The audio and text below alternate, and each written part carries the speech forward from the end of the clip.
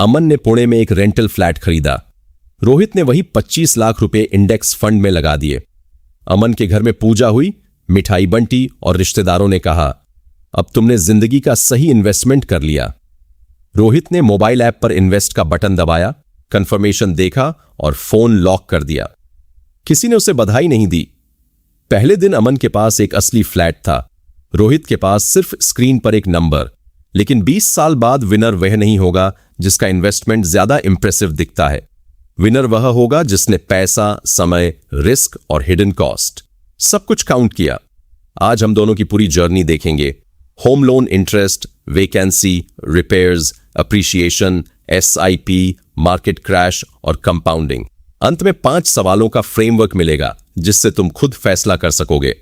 दोनों की एज 30 साल है। दोनों एक ही शहर में रहते हैं, लगभग 1 लाख रुपए महीने कमाते हैं और कई सालों में 25 लाख रुपए सेव कर चुके हैं।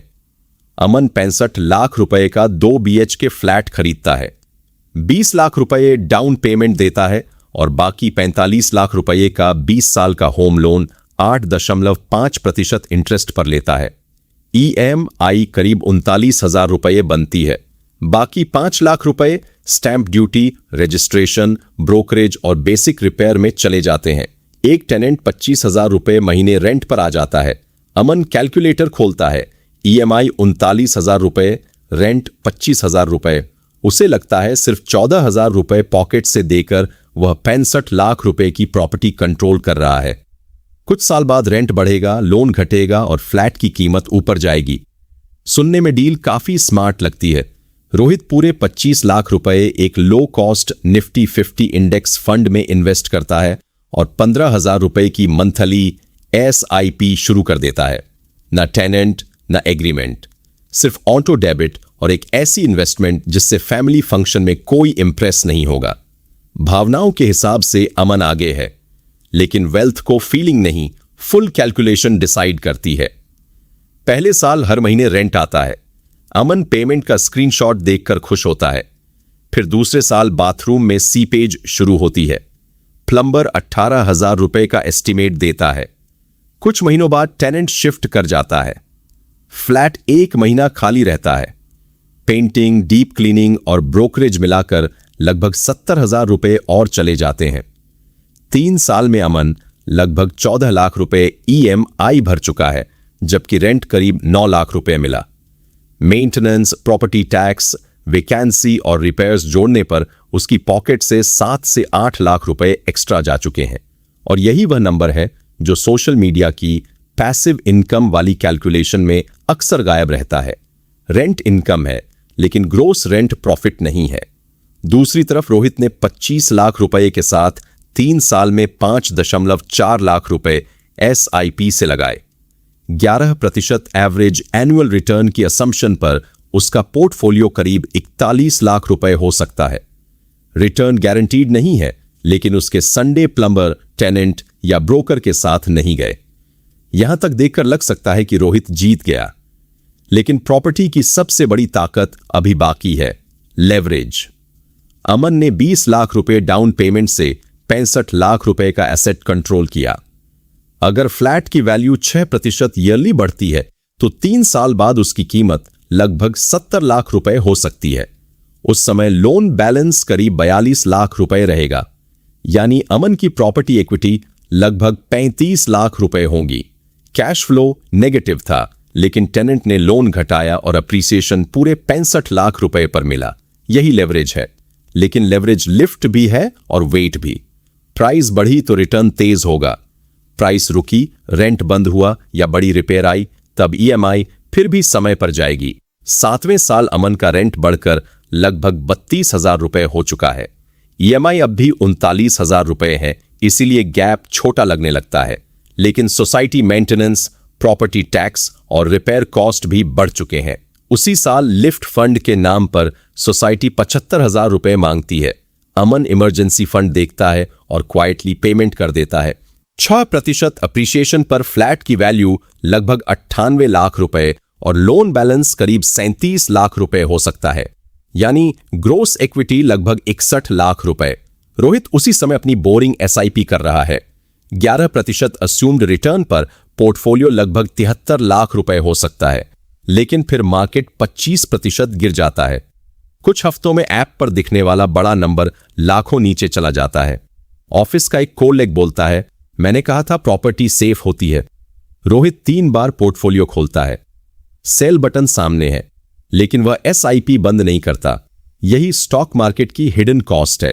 यहां प्लम्बर नहीं आता, लेकिन पैनिक आता है, और कई बार इन्वेस्टर का सबसे बड़ा नुकसान मार्केट नहीं, उसका अपना रिएक्शन करता है। 10वें साल अमन का फ्लैट 6% एप्रिसिएशन पर लगभग 1.16 करोड़ रुपए का हो सकता है। लोन बैलेंस करीब 31.5 लाख रुपए, यानी ग्रोस इक्विटी लगभग 85 लाख रुपए।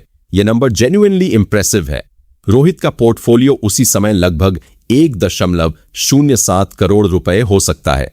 उसने कुल 43 लाख रुपए खुद इन्वेस्ट किए, 25 लाख रुपए शुरुआत में और 18 लाख रुपए SIP के जरिए। बाकी पैसा ग्रोथ ने बनाया। अब दोनों लगभग बराबर दिखते हैं। अमन के पास टेंजिबल एसेट, रेंट और लेवरेज है। रोहित के पास लिक्विडिटी, डाइवर्सिफिकेशन और टाइम फ्रीडम। लेकिन 20वां साल पूरी कहानी बदल देता है। 20 साल बाद अमन की आखिरी EMI कटती है। वह नोटिफिकेशन का स्क्रीनशॉट अपनी वाइफ को भेजता है। अब फ्लैट पूरी तरह उसका है। अगर 65 लाख रुपए की प्रॉपर्टी 6% ईयरली बढ़ी तो उसकी वैल्यू लगभग 2.08 करोड़ रुपए हो सकती है। 7% ग्रोथ पर करीब 2.52 करोड़ रुपए। इसके अलावा बाद के वर्षों में उसे पॉजिटिव रेंटल कैश फ्लो भी मिला होगा। लेकिन फाइनल प्रॉफिट निकालते समय 20 साल की maintenance, vacancy, renovations, property tax, brokerage और सेलिंग कॉस्ट को माइनस करना पड़ेगा। प्रॉपर्टी ने वेल्थ बनाई, लेकिन वह फ्री में नहीं बनी। उसने कैपिटल के साथ अटेंशन भी मांगा। रोहित के 25 लाख रुपए और 15,000 रुपए मंथली SIP का वैल्यू 11% अस्यूम्ड रिटर्न पर लगभग 3.5 करोड़ रुपए हो सकता है। उसने कुल 61 लाख रुपए लगाए, करीब 2.9 करोड़ रुपए ग्रोथ से आए। लेकिन इसका मतलब यह नहीं कि स्टॉक्स हमेशा प्रॉपर्टी को हरा देंगे। अगर अमन ने मार्केट प्राइस से नीचे डील ली, लोकेशन तेजी से डेवलप हुई, रेंट यील्ड स्ट्रांग रही और खर्च कंट्रोल में रहे, तो प्रॉपर्टी बहुत बेहतर परफॉर्म कर सकती है। अगर रोहित क्रैश में बेच देता या SIP रोक देता तो कंपाउंडिंग का कैलकुलेशन टूट जाता। मैथ्स एक पॉसिबल रिजल्ट दिखाता है, बिहेवियर डिसाइड करता है कि तुम उस रिजल्ट तक पहुंचोगे भी या नहीं। तो तुम्हारे लिए कौन सा ऑप्शन सही है? 5 सवाल लिखो। पहला, प्रॉपर्टी की टोटल अपफ्रंट कॉस्ट क्या है, सिर्फ डाउन पेमेंट नहीं। दूसरा, रेंट और EMI के बाद हर महीने रियल पॉकेट आउटफ्लो कितना होगा। तीसरा, क्या तुम्हारे पास वेकेंसी और मेजर रिपेयर के लिए अलग इमरजेंसी फंड है। चौथा, क्या तुम टेनेंट, पेपरवर्क और कॉन्सेंट्रेटेड रिस्क संभालना चाहते हो, या लिक्विडिटी और सिंप्लिसिटी तुम्हारे लिए ज्यादा वैल्यूएबल है। और पांचवां, अगर इंडेक्स फंड चुनते हो, क्या तुम 15 से 20 साल तक SIP और क्रैश दोनों सह पाओगे। अमन और रोहित दोनों गलत नहीं थे। गलती तब होती अगर अमन सिर्फ रेंट देखकर फ्लैट खरीदता या रोहित सिर्फ पास्ट रिटर्न देखकर फंड चुनता। याद रखना, अच्छा इन्वेस्टमेंट वह नहीं जो डिनर टेबल पर ज्यादा इंप्रेसिव लगे। अच्छा इन्वेस्टमेंट वह है जिसकी पूरी कॉस्ट तुम समझते हो और जिसका प्रेशर तुम लंबे समय तक संभाल सकते हो। वीडियो की शुरुआत में अमन के घर मिठाई बंटी थी और रोहित ने चुपचाप फोन लॉक कर दिया था। 20 साल बाद दोनों के पास वेल्थ थी, लेकिन उसे बनाने की कीमत अलग थी। इसीलिए अगली बार कोई बोले प्रॉपर्टी हमेशा बेस्ट है या स्टॉक्स में ही असली पैसा है, तो सिर्फ एक सवाल पूछना, क्या आपने पूरा हिसाब लगाया है। कमेंट में लिखो प्रॉपर्टी या इंडेक्स फंड।